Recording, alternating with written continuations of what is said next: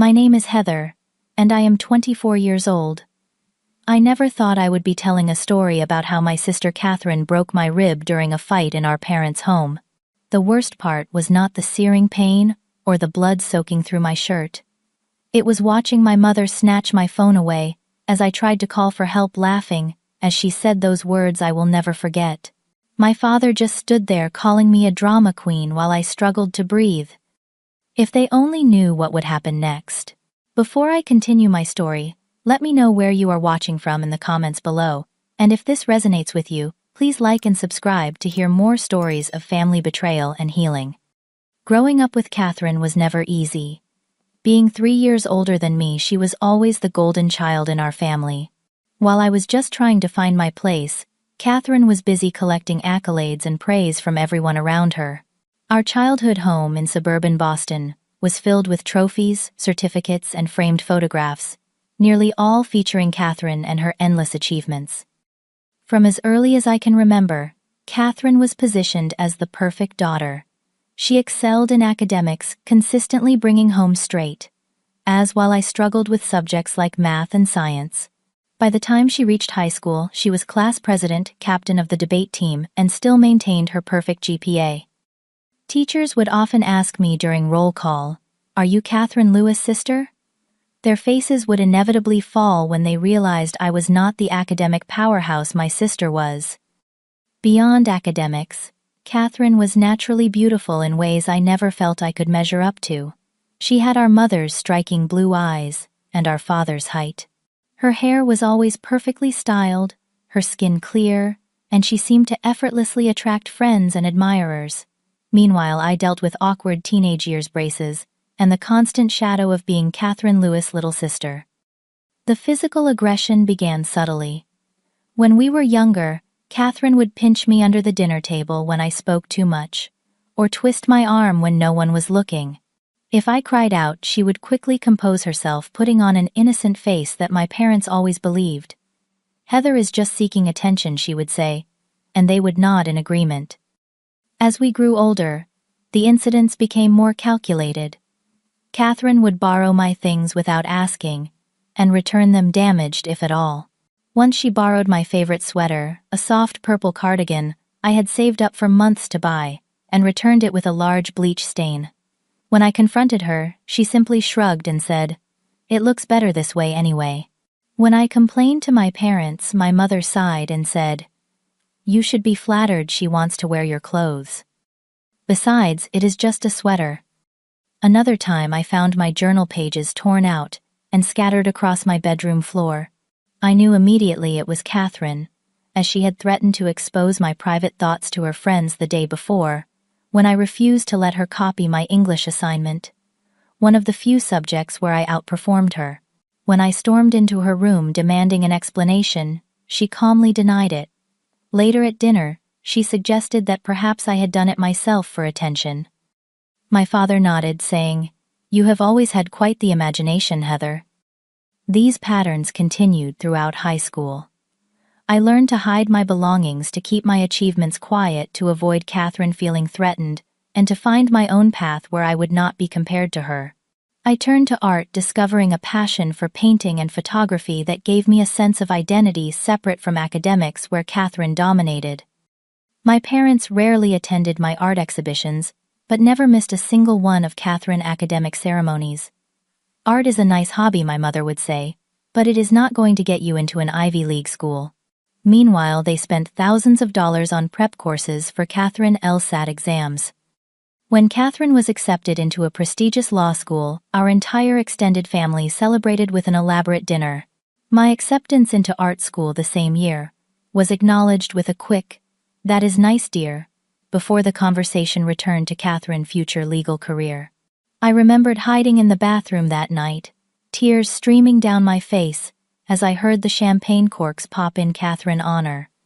By the time Catherine was in her final year of law school, I had resigned myself to my position in the family. I had moved out after college, finding a small apartment in the city where I worked as a graphic designer while pursuing my painting on the side. I had created a life for myself that was separate from the constant comparisons and dismissals. But the wounds of growing up as the lesser daughter had never fully healed. Little did I know that coming home for what should have been a simple family celebration would reopen those wounds in ways I could never have imagined, and would finally force me to confront the toxic dynamics that had defined our family for as long as I could remember. It was a crisp autumn weekend when I reluctantly drove back to my parents' suburban home for Catherine's pre-graduation celebration. She still had 2 months before officially completing her law degree, but my parents insisted on hosting an early party, since several relatives would be in town for a wedding. I had initially planned to skip the event claiming work commitments, but my mother guilted me into attending with passive-aggressive comments about family loyalty and how I was always too busy for important family moments. I arrived on Friday evening, exhausted after a full day of work and the 90-minute drive. Instead of being greeted with a warm welcome, my mother immediately handed me a list of tasks to complete before the party on Saturday. The caterers need help setting up tomorrow morning, and I need you to pick up the cake and decorations, she instructed, not even offering me a chance to put down my overnight bag. Through the living room doorway, I could see Catherine lounging on the sofa, scrolling through her phone while watching reality television, completely free of responsibilities. "Why am I the only one helping with preparations?" I asked, trying to keep my voice level. "Catherine is the one graduating, not me." My mother looked at me as if I had suggested something outrageous. "Your sister has been under tremendous stress with her final exams and job interviews. She needs to rest. Besides, you have always been good at these creative things." I bit my tongue and took the list, knowing from experience that arguing would only lead to being labeled as difficult and uncooperative. As I headed upstairs to my old bedroom, now converted into a generic guest room with barely any trace of my existence, I heard my mother fussing over Catherine, asking if she wanted tea or a snack. That night, I unpacked my small suitcase and placed my grandmother necklace on the nightstand. The necklace was a delicate silver piece with a small opal pendant, the only thing I had inherited from my grandmother before she passed away. She had given it to me on my 16th birthday, telling me that the opal reminded her of my spirit, beautiful with hidden depths. It was one of the few times I had felt truly seen by anyone in my family, and the necklace had become my most treasured possession. The next morning was a flurry of activity as I helped set up for the party. I drove across town to pick up the custom cake, carefully navigated traffic with it in my passenger seat, collected helium balloons that obstructed my view all the way home, and spent hours arranging flower centerpieces, while my mother critiqued every detail. Catherine remained conspicuously absent, having gone shopping with her friends. By late afternoon, I was exhausted, but the house looked perfect. I went upstairs to shower and change, before guests arrived, looking forward to the brief moment of peace. As I reached for my grandmother necklace to complete my outfit, my heart sank. The nightstand was empty. I searched the entire room, looking under furniture and checking if it had fallen behind the nightstand, but the necklace was nowhere to be found. A sinking feeling settled in my stomach as I remembered Catherine admiring the necklace at our last family gathering. Without bothering to change out of my casual clothes, I marched down the hall to Catherine's room and knocked firmly on the door. No answer. I tried the handle and found it unlocked. I hesitated for only a moment before entering. It felt invasive, but my necklace was too important to ignore. I scanned her meticulously organized room, but saw no sign of my jewelry. Just as I was about to leave, a notification lit up Catherine's phone where it lay charging on her desk. I normally would never look at someone else's phone, but the preview showed a photo. A photo of Catherine with her friends at a bar, clearly from the previous night, and around her neck was my opal necklace. My hands shook as I picked up the phone. I swiped to see the full image, and there was no doubt it was my necklace. The caption read, "Getting some early graduation gifts." The comments from her friends complimented her on the gorgeous vintage piece. I was still staring at the phone when I heard the front door open and Catherine's voice float up the stairs. I quickly put the phone down and waited in her room, my anger building with each passing second. When she appeared in the doorway, shopping bags in hand, she froze at the sight of me. "What are you doing in my room?" she demanded, her voice immediately taking on the authoritative tone she had perfected over years of debate team. "Where is my necklace?" I asked directly, crossing my arms over my chest. Catherine's expression remained neutral as she placed her shopping bags on the bed. "What necklace?" "Grandma, opal necklace. The one you were wearing in the photos from last night." A flicker of surprise crossed her face before she composed herself. "That is my necklace. Mom gave it to me last month." The audacity of her lie made my blood boil. "That is absolutely not true. Grandma gave that necklace to me when I turned 16. You know that." Catherine shrugged, turning away to unpack her shopping bags. "Well, I guess she forgot, and gave one to each of us. The one I have is mine." "I saw the photo on your phone," I admitted. "You were wearing it last night. You took it from my room." Her head snapped up, eyes narrowing. "You went through my phone. What is wrong with you? That is a complete invasion of privacy."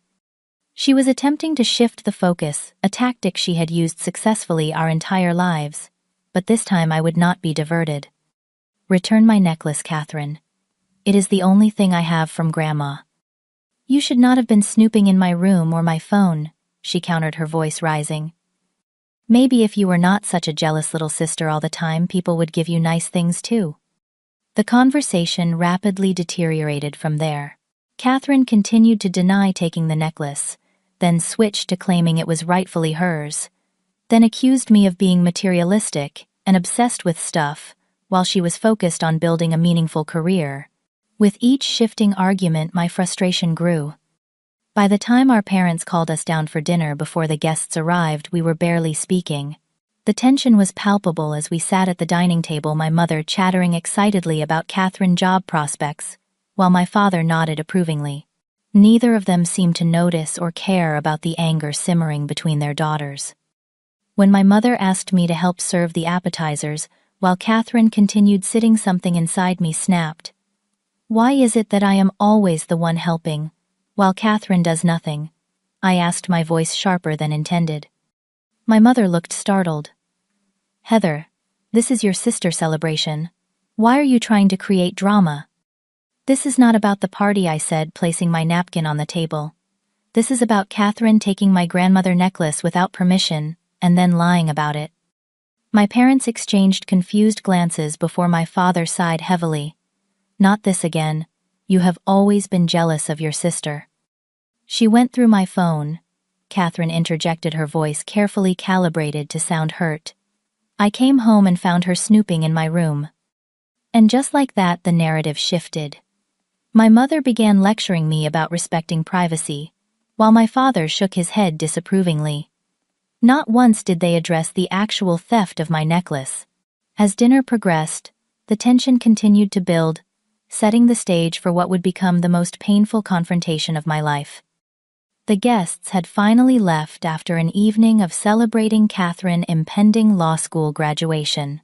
Throughout the party, I had maintained a polite facade, serving drinks, taking photos, and engaging in small talk while avoiding my sister as much as possible. The necklace issue remained unresolved, with Catherine wearing a different piece of jewelry to the party, and my opal pendant nowhere to be seen. As I cleared the last of the dessert plates from the dining room, I overheard my mother and Catherine in the kitchen, their voices low but audible. "I cannot believe Heather tried to make such a scene before the party," my mother said. "Sometimes I wonder if she does these things on purpose to take attention away from you." Catherine's sigh was theatrical.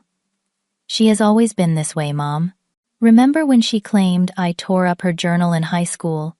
Or when she accused me of deliberately spilling punch on her dress before prom? She has always made up stories to make me look bad." Their words hit me like a physical blow.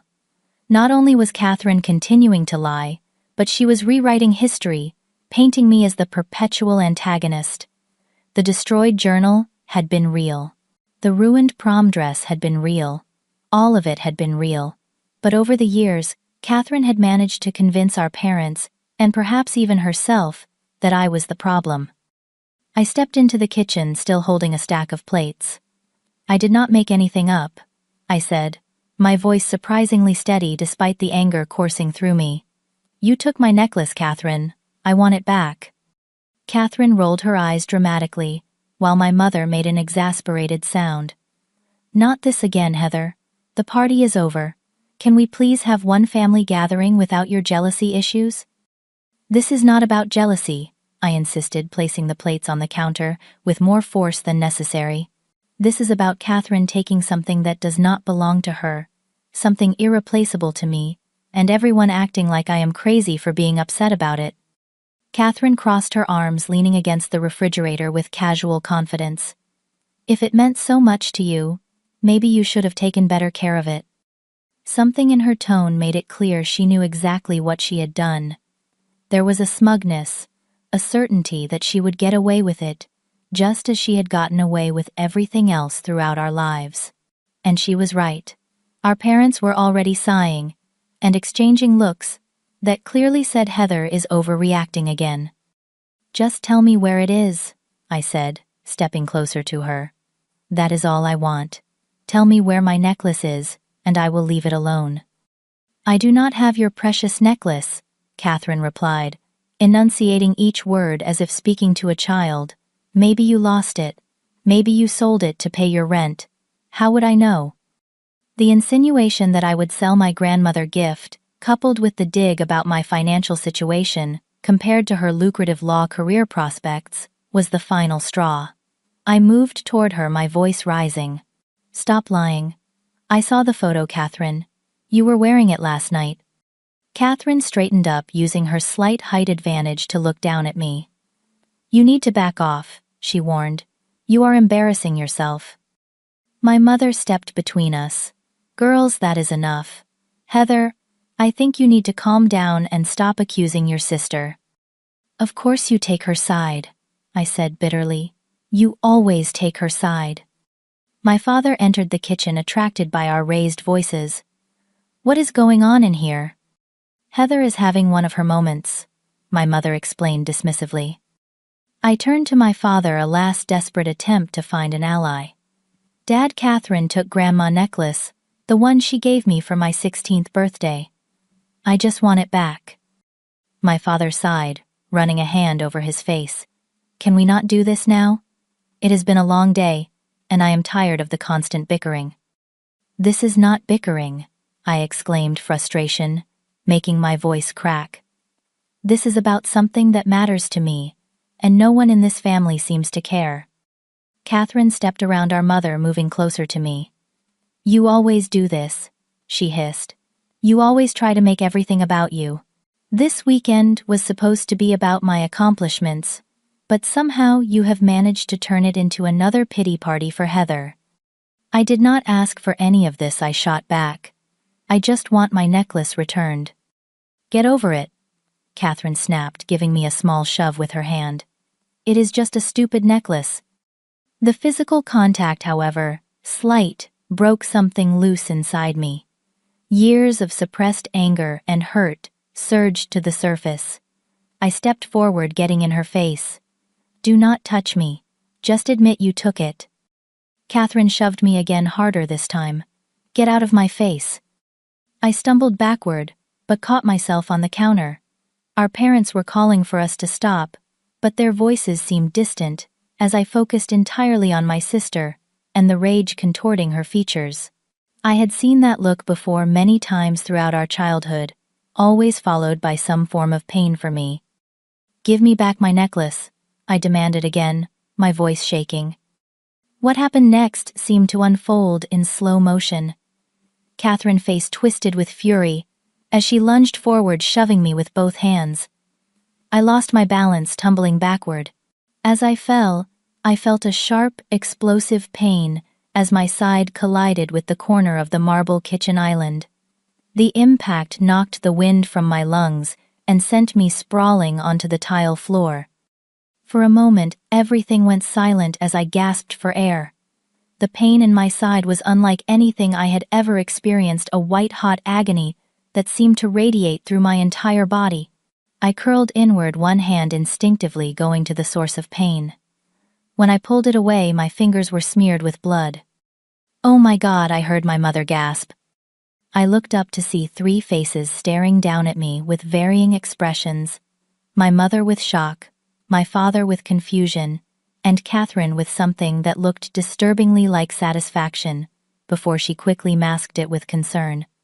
She fell into the counter, Catherine said immediately. I barely touched her. I tried to speak to contradict her, but could only manage a wheezing cough that sent fresh waves of pain through my torso. I fumbled for my phone in my pocket, my thoughts scattered but focused on one clear objective: I needed help. As I pulled out my phone with trembling fingers and tried to dial 911, my mother suddenly swooped down and snatched it from my hand. "What are you doing?" she demanded, her voice high and tight. "Calling. Police," I managed to gasp between painful breaths. My mother let out a short, incredulous laugh that chilled me to the core. "Do not be ridiculous, Heather. You are not calling the police. Do you have any idea what that would do to your sister's career? She is about to become a lawyer." I stared up at her in disbelief, as she continued, "It is just a little accident. You probably just bruised yourself." "Mom," I wheezed, I think. "My rib. Broken." "Do not be such a drama queen," my father interjected, though he looked uncomfortable as he noticed the blood soaking through my shirt. "People do not bleed from bruises." "She must have cut herself on something when she fell," Catherine offered helpfully. "Maybe there was something on the floor." I struggled to sit up each movement, sending shards of pain through my side. "She pushed me," I insisted, "on purpose." "I was defending myself," Catherine countered immediately. "She was in my face screaming at me." My mother knelt beside me, but instead of checking my injury, she held my phone away from me. "Listen to me, Heather. You are not calling the police or an ambulance. You will ruin your sister's future over a stupid accident. Is that what you want? To destroy everything she has worked for because you lost your balance?" I looked from my mother to my father, searching for any sign of concern for my well-being, but found none. Their worry was entirely for Catherine and the potential consequences she might face. "I need hospital," I managed to say. "I will drive you," my father offered reluctantly, "but you need to calm down and stop with the accusations." "We need to get our story straight first," my mother said, looking at Catherine. "It was an accident. Heather tripped and fell into the counter. That is what happened." As I lay there on the kitchen floor bleeding and struggling to breathe, I watched my family collaborate to create a narrative that protected Catherine at my expense. The reality of my situation hit me with more force than the marble counter, had I was completely alone even while surrounded by the people who should have cared for me most. "I can drive myself," I said, using the counter to pull myself upright despite the searing pain. The movement caused fresh blood to seep through my shirt, but I was beyond caring. "Do not be stupid," my father said. "You cannot drive like that." "Watch me," I replied, snatching my phone back from my distracted mother and staggering toward the door. "Heather, stop being so dramatic," my mother called after me. "It is just a rib. You will be fine." As I fumbled for my car keys, my father called out, "This is why no one takes you seriously, Heather. You have always been such a drama queen." Catherine's voice was the last thing I heard as I left the house. "See what I have had to deal with all these years. She always has to make everything about her." I made it to my car, each step an exercise in agony, determined to get myself to a hospital, and away from the family that had just shown me in the clearest terms possible exactly where their priorities lay. And it was not with me. It had never been with me. The drive to the hospital was a blur of pain and determination. Every breath felt like fire in my chest, and the steering wheel grew slick under my blood-tinged fingers. Twice I had to pull over, when the pain became overwhelming, leaning my forehead against the wheel, and focusing on simply inhaling and exhaling. What should have been a 15-minute drive took me nearly 45 minutes, but I eventually pulled into the emergency room parking lot, leaving my car haphazardly parked across 2 spaces. The fluorescent lights of the ER waiting room made me squint as I stumbled to the reception desk, one arm wrapped protectively around my torso. The triage nurse took one look at my blood-stained shirt and pale face and immediately called for assistance. Within minutes, I was being wheeled into an examination room, bombarded with questions about what had happened. I fell against a counter, I said mechanically, the lie tasting bitter on my tongue. Even now, miles away from my family, I was protecting Catherine. The habit was so deeply ingrained that it happened automatically. The doctor, a middle-aged woman with kind eyes and a no-nonsense manner, gently helped me remove my shirt to examine the injury. I heard her sharp intake of breath when she saw the angry purple bruise spreading across my ribs, centered around a deep laceration where the corner of the marble countertop had broken the skin. "This is a significant injury," she said, pressing carefully around the bruised area and noting my winces. "We need to get some X-rays to check for fractures." As she worked cleaning the wound and preparing it for stitches, she asked again, "You said you fell against a counter." I nodded, avoiding her eyes. "The angle of this injury is unusual for a simple fall," she noted, her voice neutral but searching. "Did someone push you?" I hesitated, the truth hovering on my lips. But years of conditioning held me back. "I lost my balance," I said finally. She nodded slowly, clearly unconvinced but not pushing further. "We will give you something for the pain before we start the stitches." The X-rays confirmed what I had already suspected: a fractured rib, along with significant soft tissue damage. As the doctor sutured the laceration, now mercifully numbed by local anesthetic, a nurse named Melanie assisted occasionally, making gentle conversation to distract me from the procedure. "Is there someone we can call for you?" she asked. "Someone who can drive you home?" I shook my head, wincing, as the movement pulled at my injured side. "No, I am fine. I drove myself here."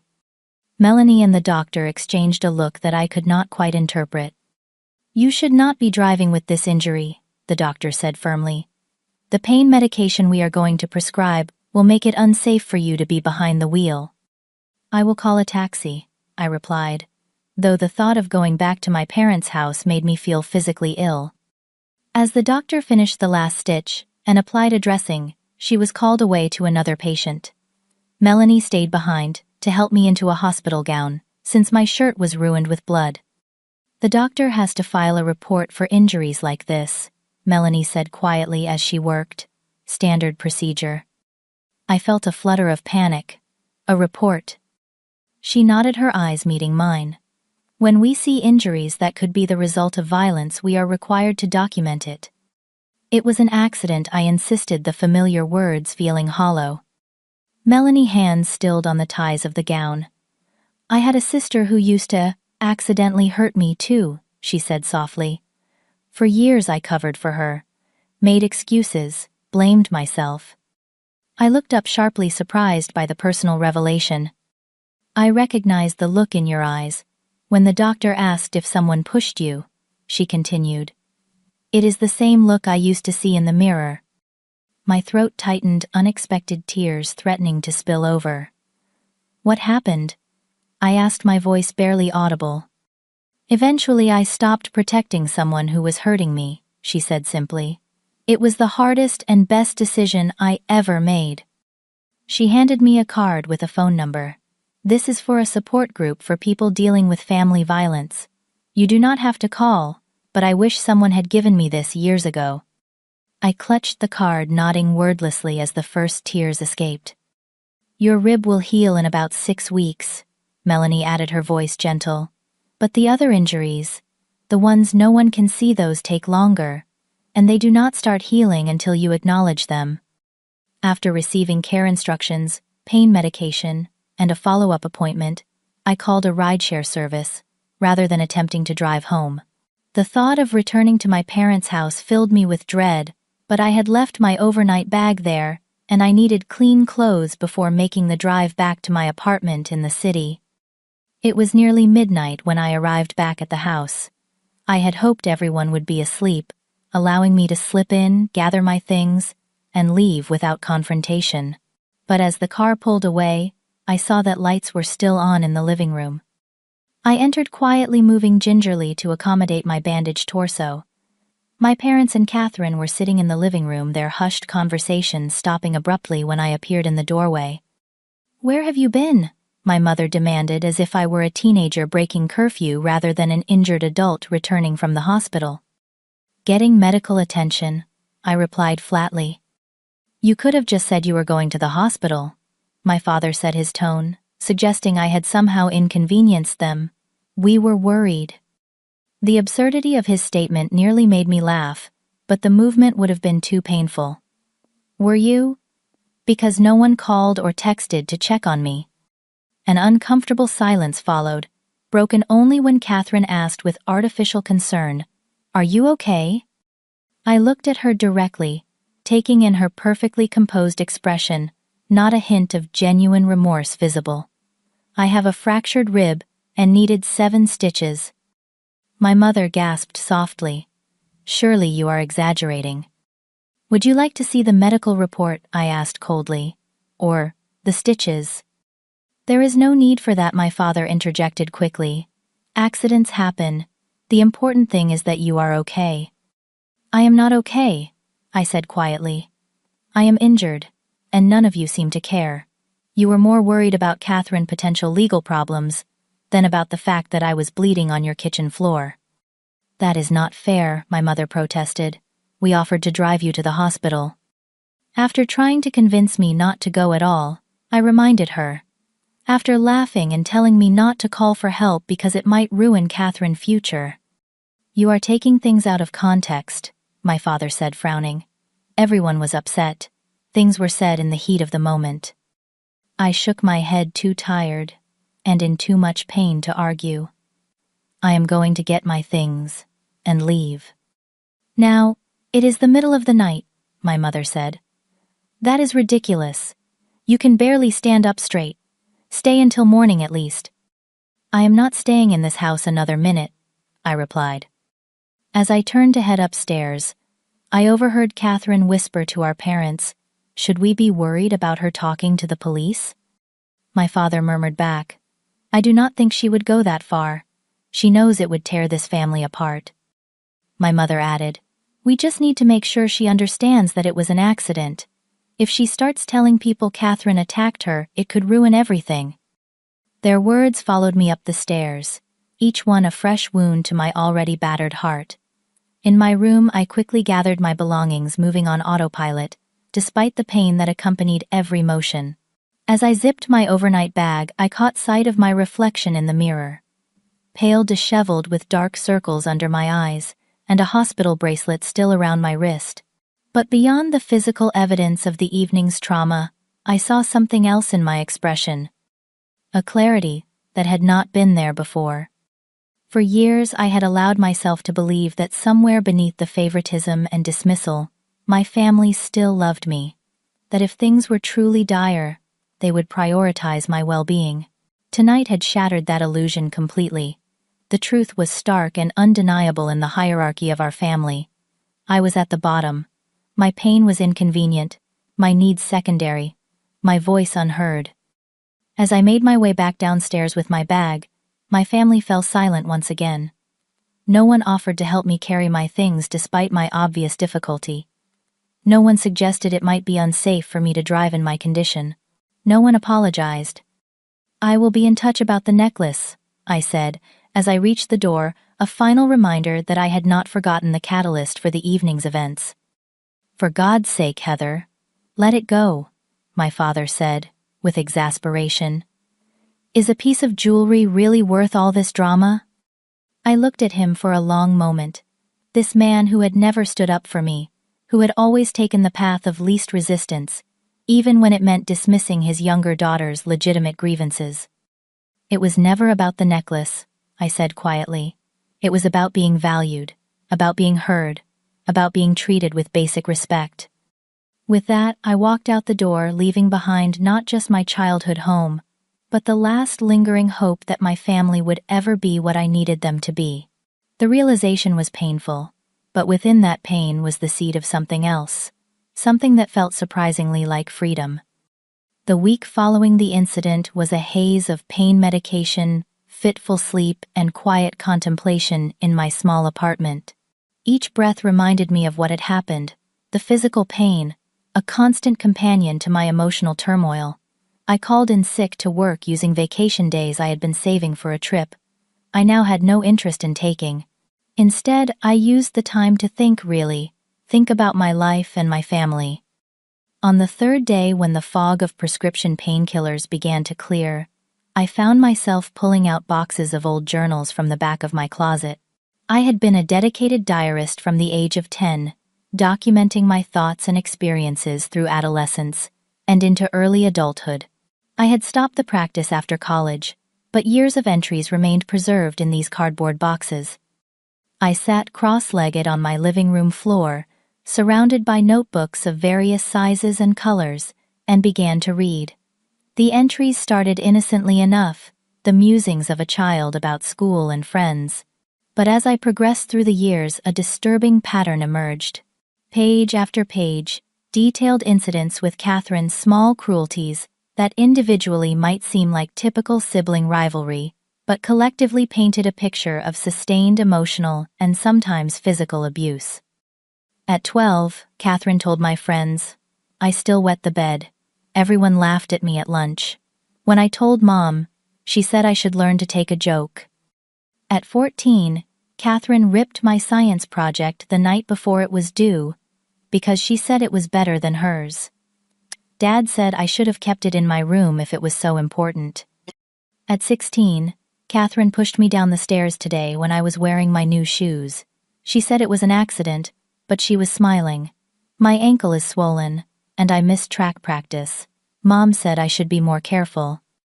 The entries continued, a catalog of injuries, humiliations, and gaslighting. Most disturbing was how clearly I had documented my parents' responses, their consistent pattern of dismissing my experiences and protecting Catherine. Even at a young age, I had recognized the injustice of it, though I had lacked the vocabulary to name it as such. As I read, I began to make notes on a legal pad, creating a timeline of the most significant incidents. It was like assembling pieces of a puzzle I had been trying to solve my entire life. Why did my family treat me this way? What made Catherine's behavior acceptable to them? How had I normalized this treatment to the point where I still sought their approval? The next day, fueled by a newfound determination, I reached out to some old high school classmates through social media. People I remembered Catherine having conflicts with people who might have seen the side of her that my parents refused to acknowledge. Jordan, who had been on the debate team with Catherine, responded first. "Your sister? Yeah, she was brilliant but terrifying. She threatened to spread rumors about me sleeping with a teacher when I was chosen as team captain instead of her. I ended up stepping down because I was scared of what she might do." Lily, who had briefly dated a boy Catherine was interested in, wrote, "I always wondered if you knew how cruel she could be. She slashed my tires once and left a note saying, 'Stay away from him or worse will happen.' I never told anyone because I was afraid of her." Rachel, once Catherine's best friend, until a mysterious falling out, was initially hesitant, but eventually agreed to meet me for coffee. She arrived at the cafe looking nervous, fidgeting with her wedding ring, as she sat across from me. "I never thought I would talk about this," she said after we exchanged awkward greetings. "But when I got your message, something told me it was time." "Talk about what I asked, though." I already suspected. Rachel took a deep breath. "Your sister and I were inseparable junior and senior year, you probably remember. What you might not know is that she became controlling. She would get furious if I spent time with other friends, would read my texts when I was not looking, even threatened to tell my parents about a party I went to if I did not stop talking to this guy she thought was taking up too much of my time." I nodded, recognizing the pattern. "Did it ever get physical?" Rachel hesitated, then rolled up her sleeve to reveal a faint scar on her forearm. "We got into an argument at her house. She threw a glass paperweight at me, said it was an accident, that she was just gesturing, and it slipped. But the look in her eyes when it happened," she shuddered slightly.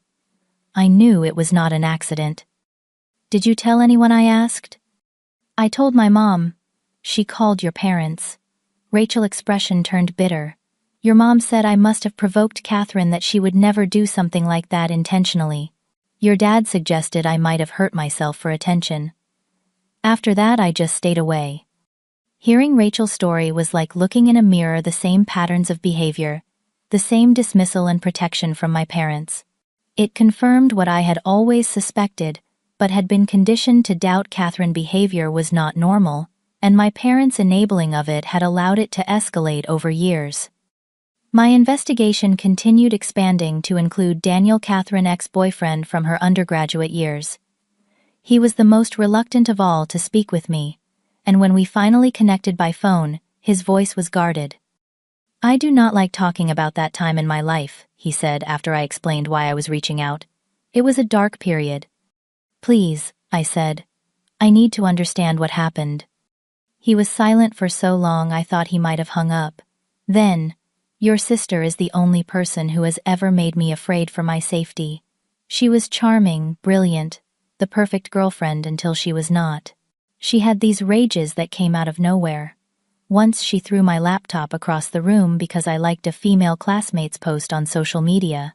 Another time she locked me on the balcony of her apartment in the middle of winter, because I was 10 minutes late coming home. I was out there for 3 hours before she let me back in. Did you ever tell anyone? I asked, though I already knew the answer. Who would believe me? He replied. She was this successful, beautiful woman, and I was just some guy. And she was so good at making it seem like I was the problem. By the end, I was apologizing to her for making her angry enough to hurt me. Each conversation added another piece to the puzzle, another confirmation that Catherine's pattern of behavior extended far beyond our sibling relationship. It was a fundamental aspect of who she was, enabled and protected by our parents since childhood. Armed with this knowledge, I scheduled an appointment with a lawyer, not to press charges, but to understand my options. The lawyer, a compassionate woman named Beverly, listened carefully to my story and reviewed the timeline I had compiled. What you are describing is a clear pattern of domestic violence, she said, matter-of-factly. The most recent incident with your rib would likely qualify as assault. Could I press charges? I asked, more to understand than with any intention of doing so. You could, she confirmed. The medical documentation supports your account, and if these other witnesses were willing to testify about the pattern of behavior, you would have a strong case. I nodded, absorbing this information. And if I did? Your sister would likely face criminal charges. With her pending bar admission, it would almost certainly impact her legal career. I sat with that thought, turning it over in my mind. Part of me, the wounded part that had endured years of abuse and dismissal, found satisfaction in the idea of Catherine finally facing consequences. But another part, the part that had been conditioned to protect the family image at all costs, recoiled from it. I am not sure that is what I want, I said finally. Beverly nodded, understanding in her eyes. Many victims of family violence feel the same way. The goal is not necessarily punishment, but safety and healing. Let me ask you this. What do you want to happen? It was a question I had been asking myself since the moment I left my parents' house that night. What did I want? Justice, revenge, recognition. I want to be free, I said, the words emerging with surprising clarity. Free from the patterns, free from the fear, free from constantly seeking validation from people who will never give it. Then, that is what we work toward, Beverly replied. You do not have to file charges to set boundaries or to remove yourself from toxic relationships. In the days that followed, I formulated a plan not for revenge, but for liberation. I began searching for a new apartment in a different neighborhood, somewhere Catherine would not know to look for me. I updated my resume and started applying for jobs that would take me further from the graphic design agency where I currently worked, expanding my search to neighboring cities. I also found a therapist specializing in family trauma and emotional abuse, making an appointment for the following week. And I joined an online support group for survivors of family violence, finding unexpected comfort in the stories of others who had walked similar paths.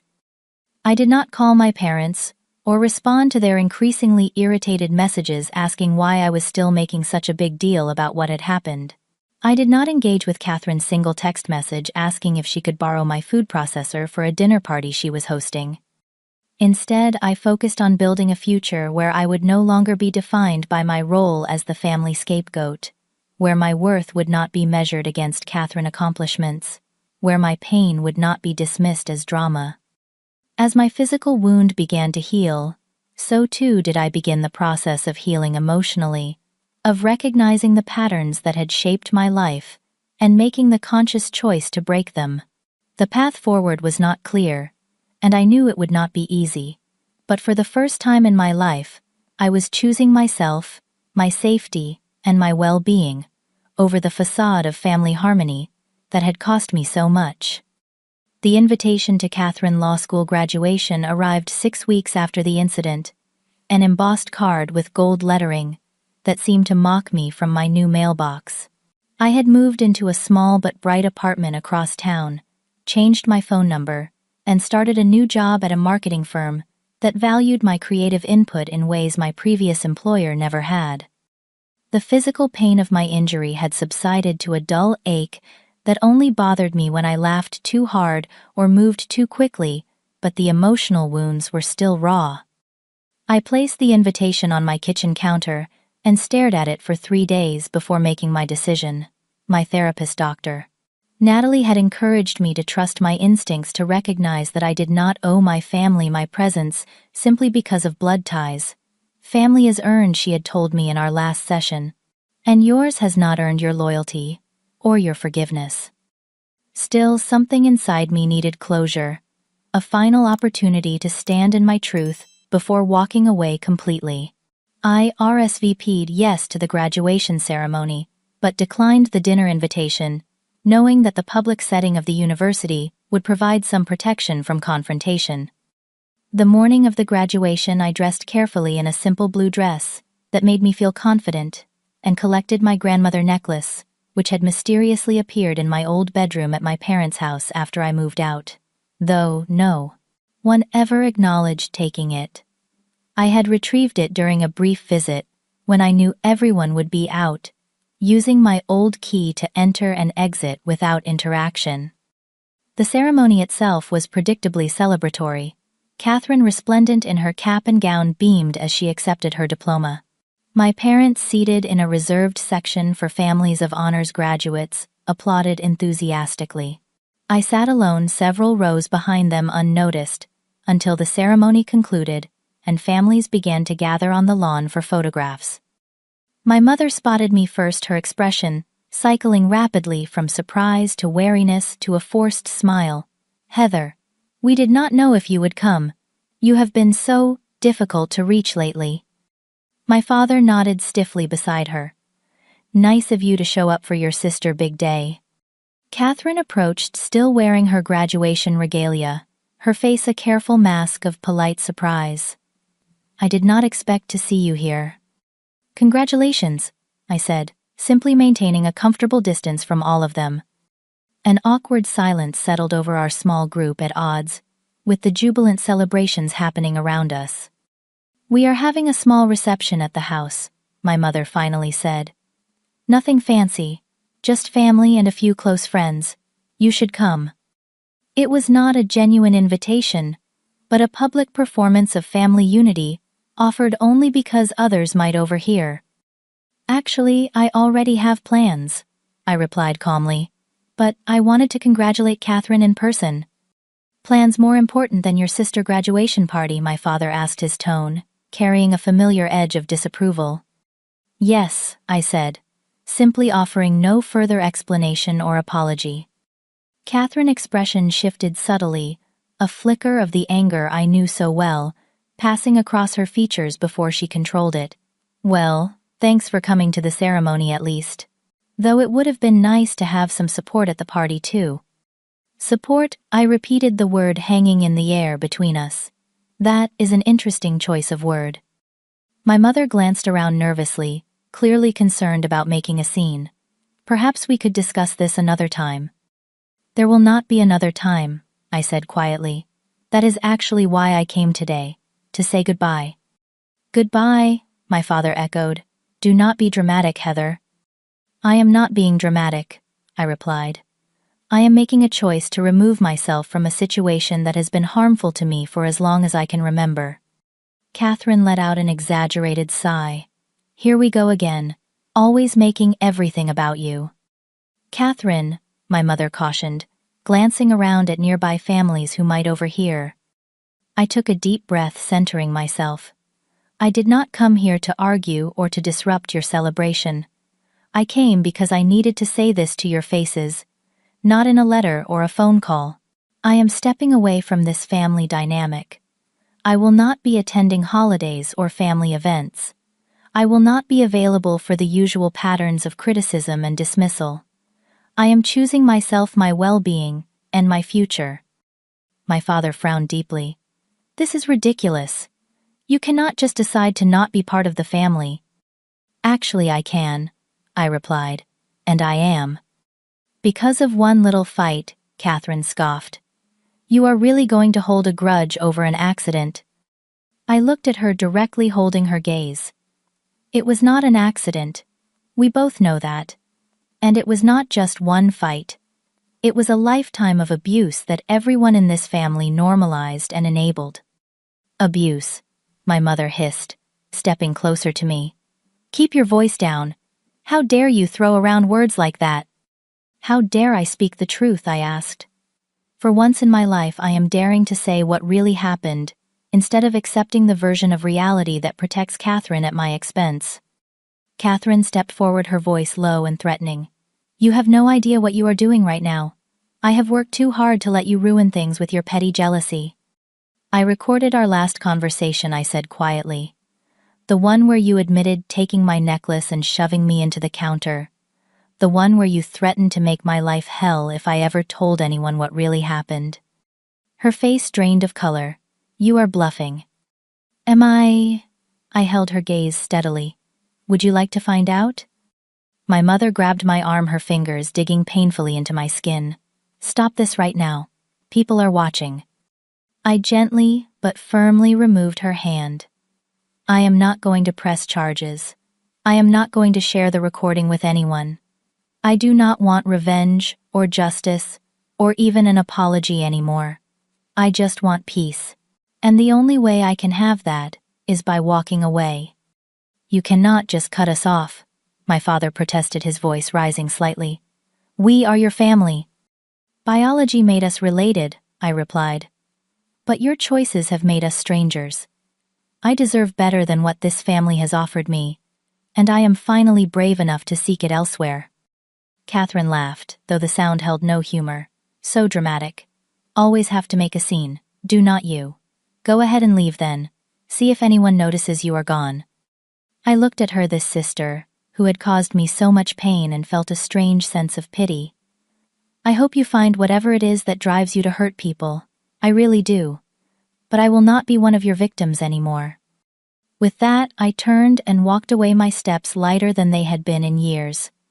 Behind me, I could hear my mother calling my name, my father demanding I come back, but for once their voices held no power over me. That evening, as I sat in a small bistro with friends who had become more of a family to me than my biological one ever had been, my phone buzzed with messages from my parents. Accusations of disloyalty, demands for apologies, threats of being cut off financially, though I had been supporting myself for years. I silenced the notifications without reading them fully. Across the table, my friend Diane raised her glass. To new beginnings, she said, her eyes reflecting understanding of what the day had cost me. To freedom, I added, touching my glass to hers. For the first time since that night in my parents' kitchen, I took a deep breath that did not hurt. The physical wound had healed, and now finally the emotional healing could truly begin. 1 year passed, then another. The seasons changed, and with them my life transformed in ways both subtle and profound. My new apartment became a true home, filled with artwork I had created during late-night painting sessions that served as therapy as much as creative expression. My career flourished at the marketing firm where I eventually led my own team of designers, and most importantly, I built a circle of friends who valued me, supported me, and never made me question my worth. The first few months after Catherine graduation had been challenging. My parents alternated between angry messages demanding I stop this nonsense and guilt-inducing pleas about family obligation. Catherine herself made a few attempts at contact, ranging from seemingly casual invitations to coffee to late-night accusatory texts when those invitations were declined. I maintained my boundaries firmly, but without malice responding, only to say that I needed space and time. Eventually, the messages slowed, then stopped altogether. For 6 months there was silence from my family, a silence that initially felt like rejection, but gradually transformed into peace. I used that time to work intensively with my therapist, unpacking decades of normalized abuse and emotional neglect. What you experienced is often called the scapegoat dynamic, Dr. Natalie explained during one particularly insightful session. Families with narcissistic patterns often designate one child as the problem and the emotional dumping ground for the entire family system. Your sister was the golden child, while you were assigned the role of scapegoat. Learning these patterns gave me a framework to understand my experiences, to recognize that what happened was not my fault and was never about my value as a person. The knowledge was liberating, allowing me to release the shame I had carried for years. I also joined a support group for survivors of family abuse, where I met others with similar stories. Sharing my experiences and hearing theirs helped me realize I was not alone, that families like mine existed everywhere, hidden behind facades of normalcy and success. Through these connections, I began volunteering with a local organization that provided resources for young people escaping abusive homes. It was through this volunteer work that I met Valerie, a social worker, whose compassion and insight immediately drew me to her. Our friendship developed naturally, evolving into something deeper over shared meals and long conversations about healing and growth. By the 18-month mark after cutting ties with my family, we were dating my first healthy romantic relationship after years of choosing partners who replicated the dismissive patterns I had grown up with. 2 years after Catherine graduation, on a crisp autumn day, much like the one when my rib had been broken, my phone rang with my mother number. I stared at the screen for long moments, considering whether to answer. Valerie, sitting beside me on the couch, squeezed my hand in silent support. "Whatever you decide is okay," she said softly. I took a deep breath and answered. "Heather," my mother voice sounded older, hesitant. "Thank you for picking up." "Hi, Mom," I replied, keeping my tone neutral. "How are you?" she asked, the familiar question now, laden with unfamiliar weight. "I am well," I said truthfully. "Very well, actually." A pause, then. "That is good. I am glad to hear it." The conversation that followed was stilted, careful, nothing like the easy flow of communication that should exist between mother and daughter. But beneath the awkwardness, I detected something new in her voice. A uncertainty, perhaps even a humility that had never been there before. "Your father and I have been seeing a family therapist," she said eventually. "It was suggested by Catherine's psychologist." This revelation surprised me. "Catherine is seeing a psychologist?" "Yes," my mother confirmed. "She has been diagnosed with some issues, personality-related. She is working on them." I remained silent, processing this information.